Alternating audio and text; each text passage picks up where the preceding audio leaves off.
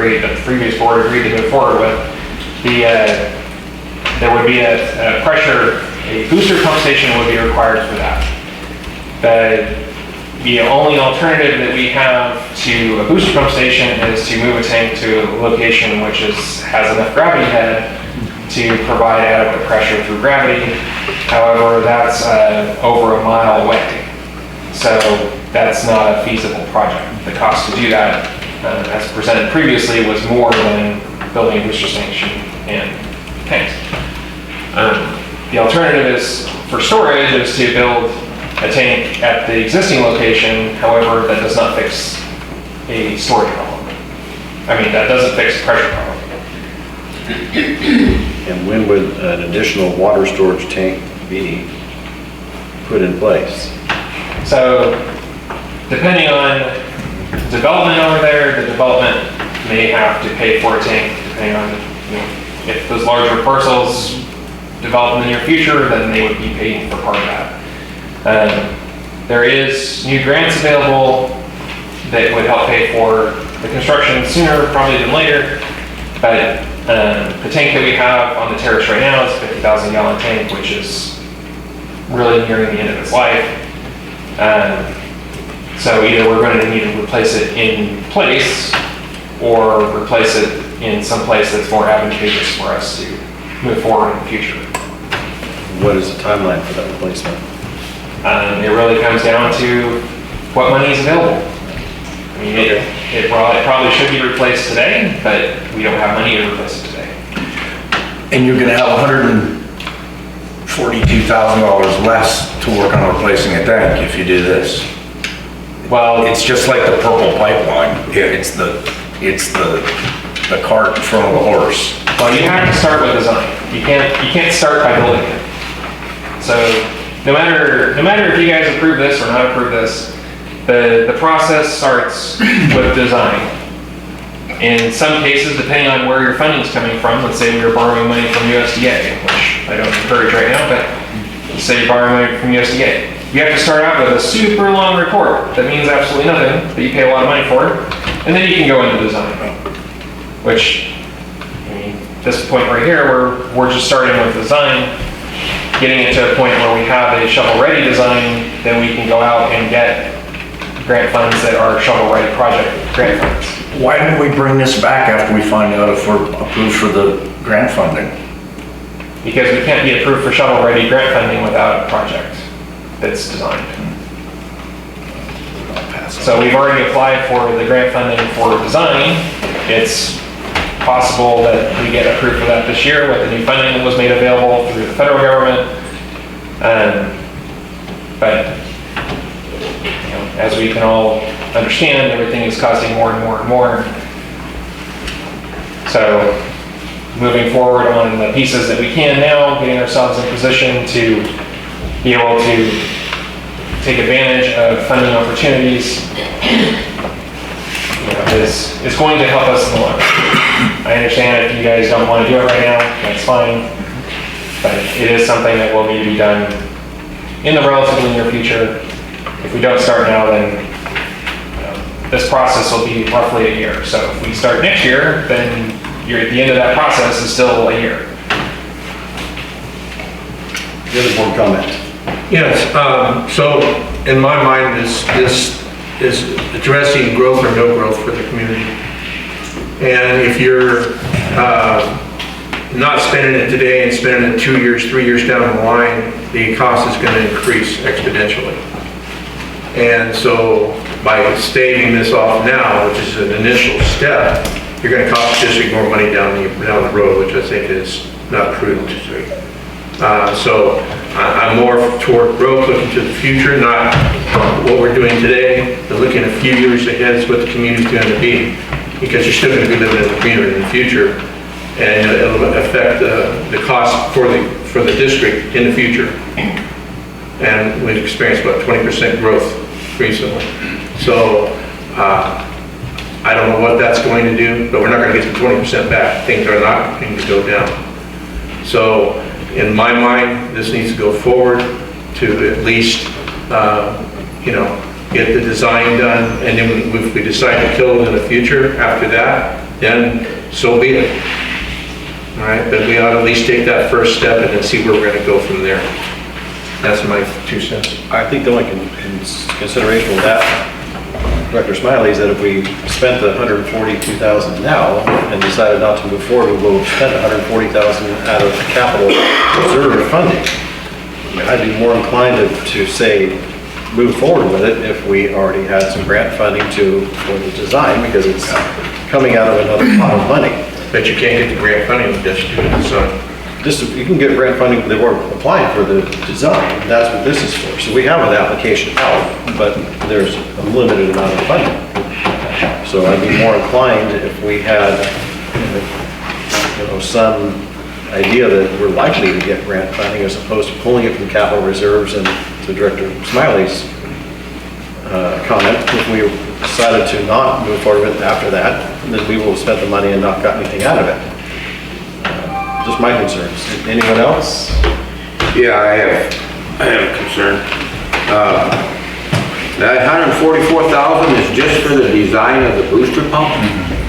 It's for the design of that station, yeah. Right. So that's for the design of it. And you're gonna put a booster pump somewhere where we don't even have water to draw from, correct? So it's drawing water from the west side of the bridge. So it's drawing water the same way the water gets there now. It's pulling it from the bridge. Well, yeah, I understand that. I know, but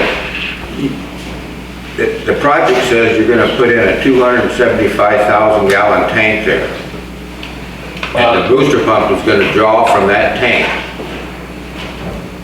I looked at it, and so. So the project, as described here, is to build a booster pump station. Initially, it would be drawing from the main tank on the west side of the river.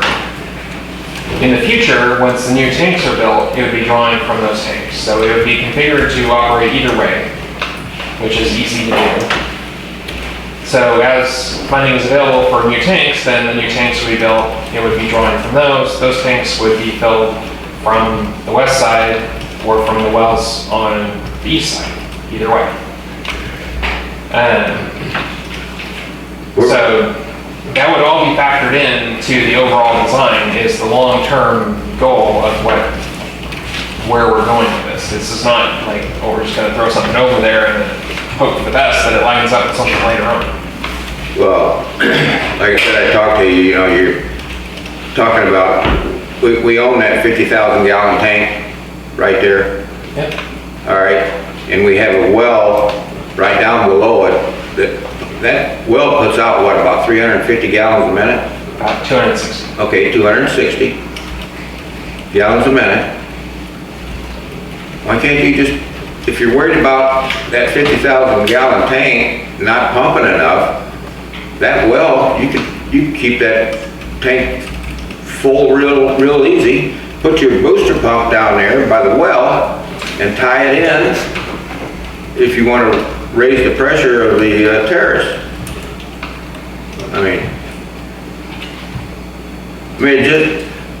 I deal with irrigation, big irrigation. I've done it almost all my life, and I know how to move water and so on. But saying that 50,000 gallon tank isn't big enough, if you have a 260 gallon pump right there, they're not going to run out of water. So you have to look at it in multiple aspects. One, how much water does the terrace use today? How much water do they use on, what's their average daily demand? What's their average, water pressure or water gallon per minute requirement? How long, if the well is turned off or blows up, pump dies, whatever, how long do you have? So let's say that's 50,000 gallons, something happens, there's a broken line somewhere between Power Road and Rio Vista. We don't have water coming over. We're putting all our apples out on the table. We're saying, okay, here we go. Putting them all in one basket, say, okay, well that well is going to do 260 gallons a minute. That's what we're using. Okay, fine, it makes sense, right? 260 gallons a minute, that's probably more than they're using on an average minute demand. But turn that well off, or have it off for 3 weeks like it's been currently. And now how full is that tank? Well, that tank, now you're getting lower and lower and lower. By the time you get to that bottom tank, now we're not meeting our obligation under state law to provide a minimum of 20 pounds, which that tank has to be pretty much full all the time to meet our obligation for 20 PSI at the highest service over there. So yes, you can put a booster pump station at the base of that tank or at the bottom where the well is to provide pressure to the rest of that terrace. But now you're creating a high pressure zone on the terrace. That pressure zone is not going to equalize or commingle with what's on the other side of the bridge, because you're going to have a pressure valve at the bridge to keep it higher pressure, because gravity is not going to do it. So we talked about this all before. I know we did, and I got some questions when you get done talking. So basically, and this was one of the options that was laid out there when we decided to move forward with this option, was that we would require a new line from the bridge all the way to the terrace well to provide secondary water to that tank, which is possible. We can do it. The cost estimates there were more than what this cost us. The cost estimates to build a pressure zone or booster pump station and tanks at River Road and Powell Road. Okay, you told me that when this well was down, the water came from the west side of the freeway, from that tank up there. Right now it is, yes. All right.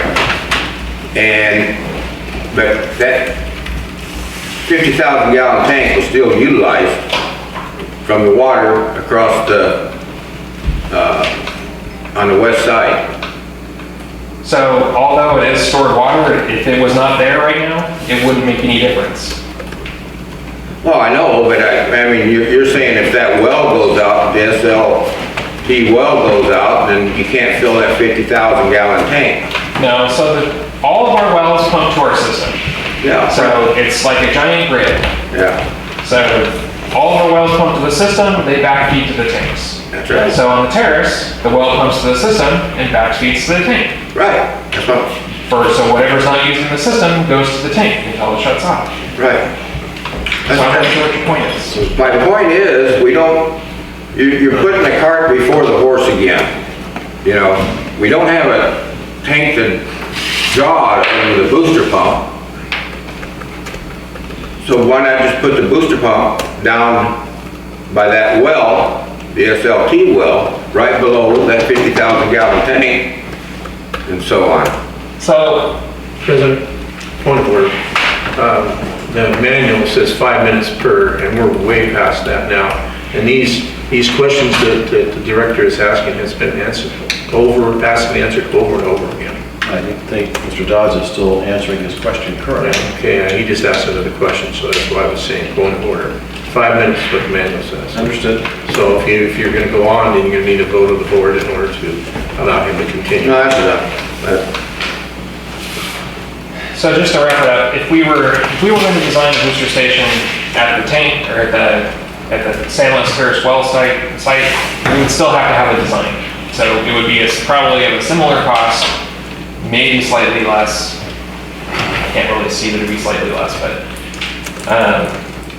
there's just different things that would go into moving it over there, including the pipeline to get supplemental water there. Yeah, I understand that there is the notion that this is the, quote unquote, cart before the horse. However, this is really the horse, because you have to have the horse to drive the design and build it. If the board chooses, then we can not proceed. However, I would caution against waiting too long, because it will get to the point where we're needing this in a much more urgent manner, and the funding still might not be available. I would have liked to have brought this to you guys and say, oh, we got the grant funding ready to go, but that's not the case. This bid was from 2024? From October of 2024. the bid was from December 6, 2024.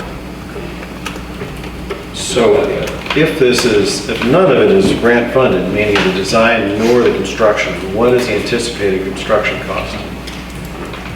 So the anticipated construction cost for the entire project, which included the booster pump station and tanks, was roughly $1.5 to $2 million. Do we have funding to cover those construction costs currently in hand?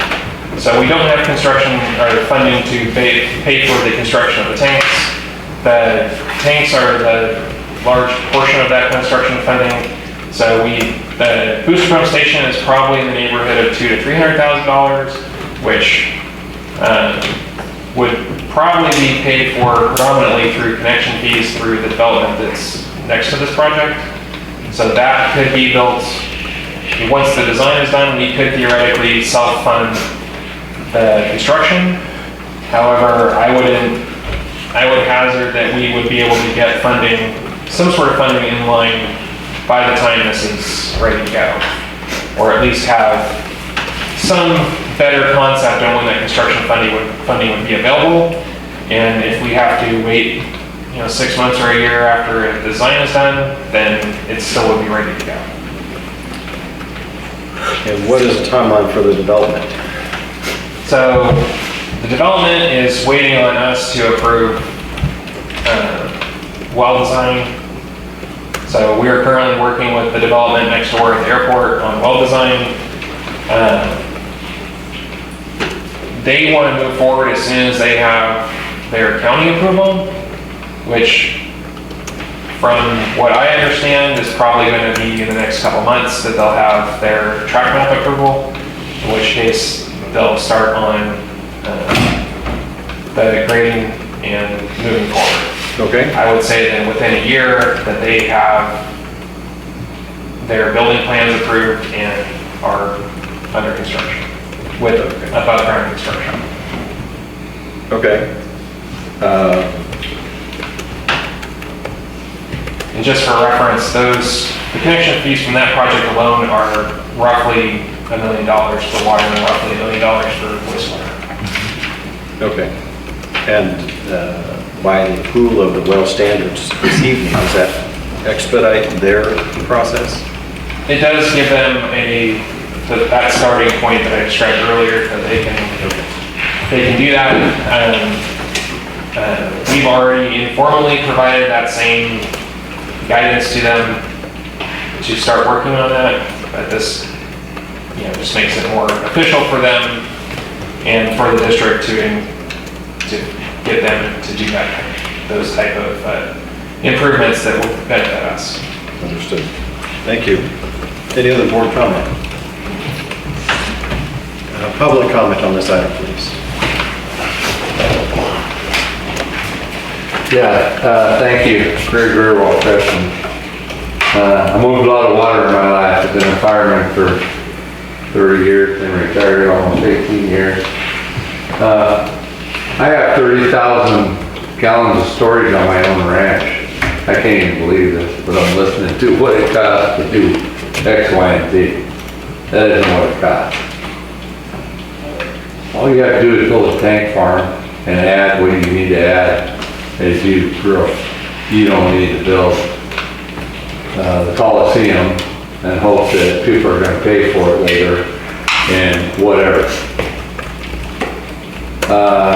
People that don't have enough pressure need a pressure pump. People that don't need pressure because of the elevation, for every 2 foot elevation, you get 1 pound of pressure. It's not rocket science. Nothing changes. So this whole concept of what we're going to do or what we're not going to do, you can't have more than 35 pounds of pressure coming into your house. Your valves, your water faucets can't take that. I did a subdivision on properties that supplied 200 pounds of pressure. I had 175 pounds on my house. I had to have 35 coming into my house so I wouldn't blow up stuff in my house while my stuff in my avocado orchard and other stuff was on the other pressure. This is really easy stuff to do. It's not really that difficult. And you gotta have the right understanding of where the water's going and how you control it. And again, build your system as you need it. Apply your tanks. I'm on one ranch with one guy. I got 30,000 gallons of storage. You guys are talking about 50 for a whole community. I'm like, how can I figure it out? You guys can't figure it out. Come on, really? It's simple. Keep adding tanks where you need them. Build a tank farm. Add your power, add your pressure. It's a lot cheaper to put pressure pumps at people's houses to help them apply the pressure that they need than to do other kind of systems that are gonna screw up this guy but not screw up that guy or whatever. And protect your infrastructure and do what you need to do. You don't have to rebuild the wheel. It's not rocket science. It's pretty simple stuff. Thank you. Thank you. Any other public comments? I have a comment, but I would like to comment. By code, a residential home has a pressure reducing regulator at the main line that goes to the house. So if you have 100 pounds of pressure, 75 pounds of pressure at your main line, it gets bumped down before it gets to the home. If you have an antiquated home that was built without that, well, it's kind of the owner's onus to monitor and maintain their system accordingly. But any modern home is going to have a pressure reducing regulator on their main line coming from the main. Just to think that that doesn't happen is incorrect. Thank you. Back to the board. Any other comments, or what would you like to do? I'll make up another comment. Okay. So, Gregory, do you need all my information? We know you're not Did you know her info, Tam? I figured you did, but I'll put it down just for. So there's just a couple of things I just want the board to be aware of. But I've been hearing, so you need to think about primary job for the C.S.D. is movement of water. You need to think of if there was a disaster, how those people would be cut off. We did have an earthquake, and it did impede movement from one side of the river to the other. Did I hear correctly that the water pressure is low even for our fire? Is that correct? So maybe Director Beatty, you can speak to that. And maybe our fire chief can speak to that as well. But I believe in the master plan that we do have, this is part of, the growth of the community. You can't think small. You have to think in 5-year and 10-year increments. Because unfortunately, just as what Kelly was saying, is that we say go, and it's another year. And then 4 years we get something done. The wheels of government move so slow. I mean, I was on the board here for 4.5 years. There wasn't a lot that moved through here. It just moves so slow. So even when you say go, we need it, it still will be sometime down the road. The other thing that I wanted to also bring up too was the developments. Now we do have some parcels over on the other side of that river, and I'm making a comment, if you want to answer this question.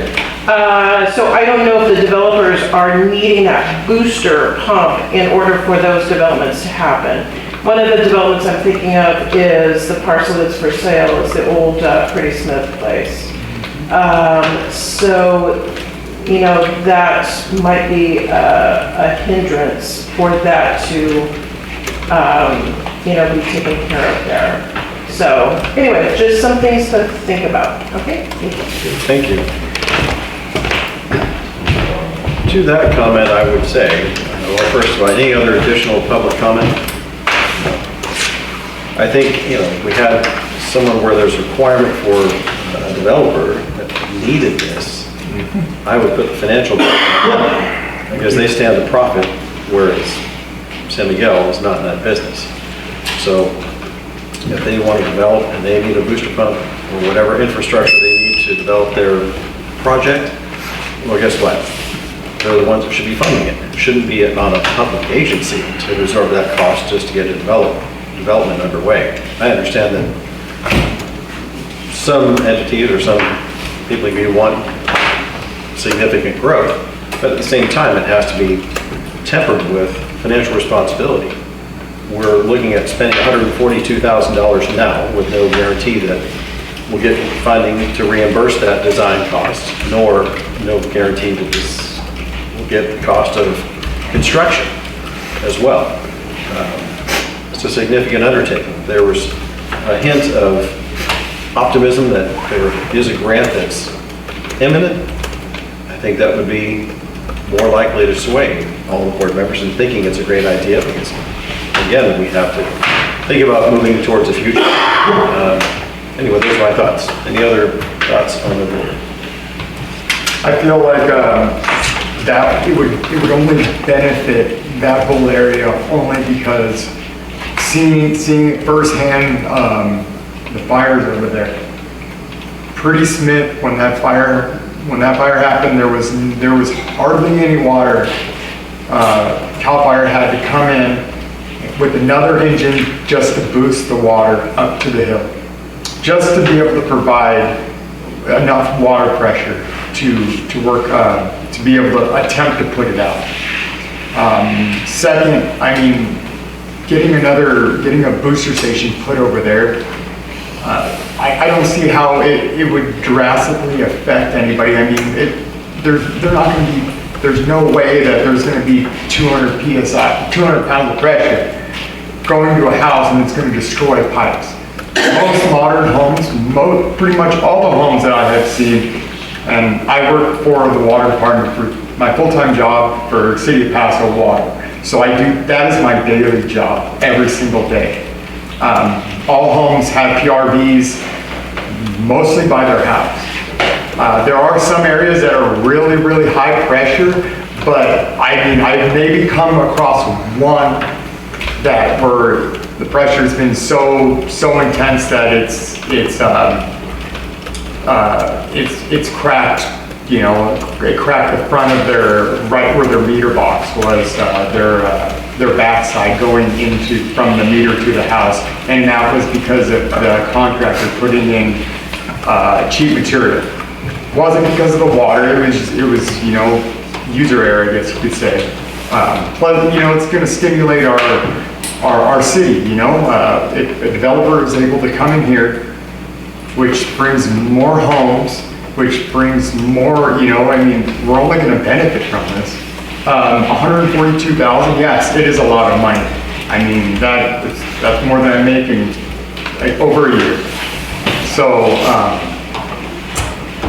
but if we hold off now, that 142, if we hold off next year, the year after, that 142 now could be 280, you know, 300. And then we're going, okay, well, hey, we should have done it back then. Well, now we're going to have to drop a bigger chunk of money on something. And then we go, oh, well, why didn't we do it back then? Oh, well, we thought it was a bad idea. Most of the time that I've seen, especially when it comes to new infrastructure on cities, I've seen most of the time the grants go through, especially when it comes to growth of communities. Yes, there are chances that they'll deny it, but I think there's a higher chance that it would get approved, especially, you know, with, you know, where our town is. No, that's all I can say. Thank you. My final consideration, I think the state funding is unlikely because there's a $60 billion shortfall in the state of California. So it would have to be federal funding, that you alluded to, Mr. Dodds, but in any case, any other board? I'd just like to point out that we're talking about modern housing, and that's not describing the terrace. The houses over there are ancient, most of them. They don't have pressure reduced valves because there's no pressure to reduce. So, I mean, just the pipes on Oak Drive, how old are the pipes on Oak Drive? Probably, what, 60s or 70s? Oh, no, older than that, they gotta be. They were put in with the San Lawrence Water Company. Well, they're You- newer than a lot of stuff over there, Yeah. but they're not the newest. Well, see if there's any other board talk. Any other board comment or discussion? I don't have a discussion, I'd like to make a motion. No, I have. Okay. I didn't want to bring this up, but I did talk to the gentleman that was doing the development across the river, and he's waiting to see what we're gonna do. If we don't do anything, we don't make a new sewer plant over here, we don't do this, project's up, stops growth, it's done. And he won't invest any of his money here. So I'll just let you know that what you're doing now will kill future growth, period. And getting a pressure reducer, regulator, that's nothing. To the few houses that are going to need it. That's just my thought. All of them. Not thousands. No, all of them. All of them. Okay, I'm just saying that it's not that major. I'd like to make a motion that we bring this back when we have more substantial information about the grant funding. I second it. So a motion by Director Green and a second by Director Davis to bring it back once grant funding information is available. Can I ask the question before we move, the proposal, how long is it good for? Well, being that we might not know for 6 months to a year on whether or not grant funding is imminent, this proposal would be no good at that point, I'm sure. So we would have to redo it. So my recommendation would be to reject all bids and continue the item until there is more information regarding the grant. Yeah, what she said. As part of the motion, can we ask that Kelly find a term for how long that they would honor that pricing based on what they proposed? It should be included in the proposal. Most proposals include that this is good for this many days, and Right. usually they don't go past 90. Just look real quick. See if it's So in there. a bid guarantee is